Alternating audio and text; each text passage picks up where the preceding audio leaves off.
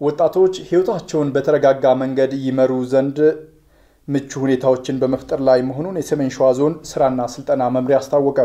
ባለፉት 9 ወራት ከ70,000 በላይ ወጣቶች በቋሚና ጊዜያዊ የሥራ ዕድል እንደተፈጠረላቸው መምሪያው አስታውቋል። ኤልያስ ፈጠነ ዝርዝር ዘገባ አዘጋጅቷል።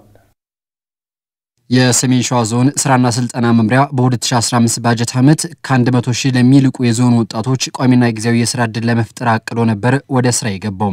ባለፉት 9 ወራትም የእቅዱን 80% ማሳካት ተችሏል። የሥራ ዕድል እንፈጥራለን ብለን ያሰብነው ወደ 107,976 ሲሆን አሁን በ9 ወር ውስጥ የሥራ ዕድል የፈጠርነው ወደ 87,000 አካባቢ ነው። አሁን ላይ 81% አካባቢ ነው። ከዚህ ውስጥ 71.5% የሚሆነው ቋሚ ስራ ዕድል የተፈጠረለን ነው።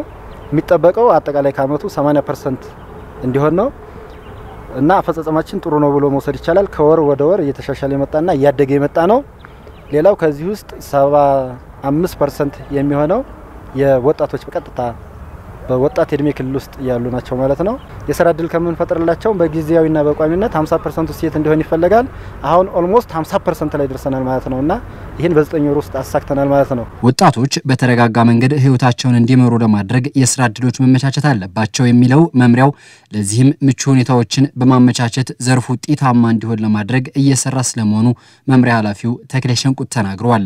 ከተፈጠረው ጥቅል የሥራ ዕድል አማራጭ ውስጥም ከ70% በላይ የሚሆነው በቋሚ ዘርፎች የተፈጠሩ ዕድሎች ስለመሆናቸው ተመላክቷል። የምስራና ቦሻ መሸጫ ቦታ በገጠርም በከተማም በሄክታር በካሬ ደረጃ ወደ 8 ሚሊዮን አካባቢ ካሬ ሜትር ቦታ ለማግኘት አቅደን አሁን ወደ 9 ሚሊዮን አካባቢ ደርሰናል። ከቅዳችን በላይ ነው ብሎ መውሰድ ይቻላል። የራሱን የቻለ ውስንነት እንዳለበት ሆኖ ማለት ነው። የሥራ ዕድል የምንፈጥረው አብዛኛው በተለይም የገንዘብ ምንጫችን የተዘዋዋሪ ፈንድ ነው። አጠቃላይ ቅዳችን ወደ 158 ሚሊዮን ብር ነው በቅድ ደረጃ የተያዘው። አሁን በ9 ወር ውስጥ ወደ 71 ሚሊዮን አካባቢ ለ340 ኢንተርፕራይዞች አንቀሳቃሽ ደረጃ ከ1000 በላይ የሚሆኑ አንቀሳቃሾችን ያበደርንበት ሁኔታ ነው ያለው። መምሪያው 158 ሚሊዮን ብር በዚህ ባጀት ዓመት በብድር ለማስተላለፍ እቅድ ይዞ የነበረ ቢሆንም 71 ሚሊዮን ብር ለወጣቶች ማስተላለፍ ችሏል። ይሄ የእቅዱን 50% የሚሸፍን ሲሆን ዘርፉ የበርካቶችን ርብርብ የሚጠይቅ በመሆኑ እስከ ባጀት ዓመቱ ማጠናቀቂያ ድረስ በቅንጅት መስራት እንደሚገባም ኃላፊው ተናግረዋል። እንግዲህ የሥራ ዕድል ፈጠራ ጉዳይ የሁሉም ጉዳይ ነው። የኢኮኖሚ ጉዳይ ነው፣ የፖለቲካ ጉዳይ ነው፣ የሰላምና ደህንነት ጉዳይ ነው። ስለዚህ በርካታ ስራት እየጨመረ በሄደ ቁጥር የሰላምና ደህንነቱ ጉዳይ አጠራጣሪና አጣብቂኝ ውስጥ ነው የሚወርገው።